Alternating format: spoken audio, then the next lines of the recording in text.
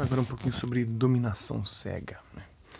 O pensamento de domínio, de utilização da natureza para o benefício do ser humano difundiu-se com o desenvolvimento baseado, que é fundamentado na exploração do homem sobre a natureza. É um sistema alicerçado na produção e na venda de mercadorias, cujas matérias-primas são todas elas retiradas de onde? Natureza.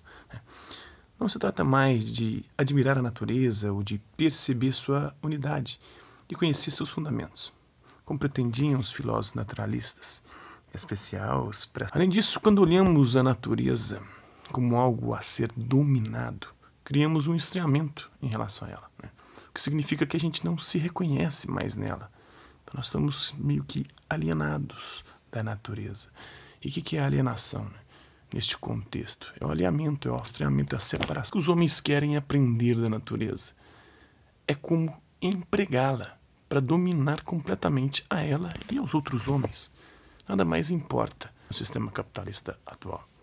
O preço que os homens pagam pelo poder é a alienação, que, como eu já disse, nesse contexto, é alinhamento, afastamento, estranhamento, separação entre o homem e a natureza e acaba, por consequência, separando os homens entre si. Sobre o que eles exercem, comporta-se com as coisas como o ditador. O esclarecimento, que é fruto e filho do iluminismo, né? Ele se comporta com as coisas como um ditador, se comporta na medida em que pode dominá-los ou manipular. Para que ele quer conhecer o seu povo ou aqueles que estão submissos a si, o ditador? Para poder melhor controlá-los, melhor manipulá-los e melhor fazer com que eles obedeçam às suas ordens. Então, o homem de ciência conhece as coisas praticamente da mesma maneira, na medida em que pode fazê-las. Na medida que os da escola de Frankfurt, o Adorno e o Horkheimer, eles usavam uma expressão chamada razão mental. O que é a razão instrumental?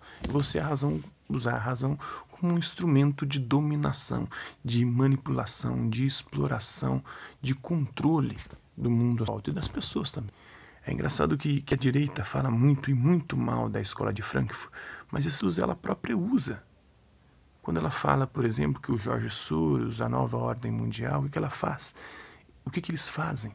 Eles usam a razão como um instrumento para nos dominar, para nos explorar, para nos subjugar, né?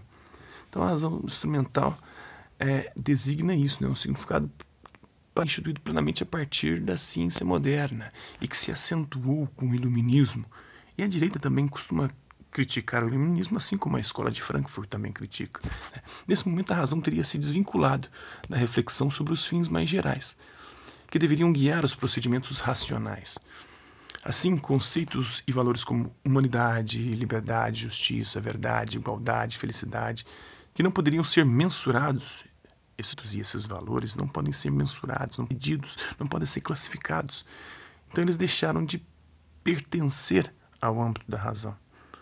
Então a razão teria se tornado só utilitária, difícil, para trazer alguma vantagem, e passou a atender só a vida que a modernidade passou a exigir. Então, com os modos de viver moderno e contemporâneo do século XIX para cá, tudo pensa que visse aos objetivos da produção industrial e depois a produção industrial não interessasse ao mercado financeiro e atualmente não se enquadre na nova fase do capitalismo, capitalismo informacional, né? Se você não pode produzir informação, você é algo descartável, ou até você como produtor de divulgador de informação, você também é descartável, você é uma mera peça numa engrenagem, uma peça que pode ser colocada e substituída ao bel prazer do sistema. Então, todo pensamento que não se visse esses objetivos de produção industrial, os interesses políticos dos grupos hegemônicos, que são os mesmos grupos, tanto a esquerda questiona, né, praticamente os mesmos grupos, os detentores do poder econômico mundial, só que alguns identificam esses detentores que pregam o que eles dizem, ou eles chamam de engenharia social, enquanto já a esquerda vê nas grandes multinacionais e na globalização um grande mal, porque anularia as minorias, né, faria com que as etnias desaparecessem, fossem perdendo as suas identidades culturais. Então, esses grupos que são hegemônicos, o hegemônico aqui se refere a quê, né? É relativo à hegemonia, quer dizer, supremacia, influência preponderante exercida por algum lugar, por uma cidade, por um país, por um povo. Esse conceito de hegemonia vai ser muito tratado pelo Gramsci, e eles gostam muito de falar sobre o Gramsci.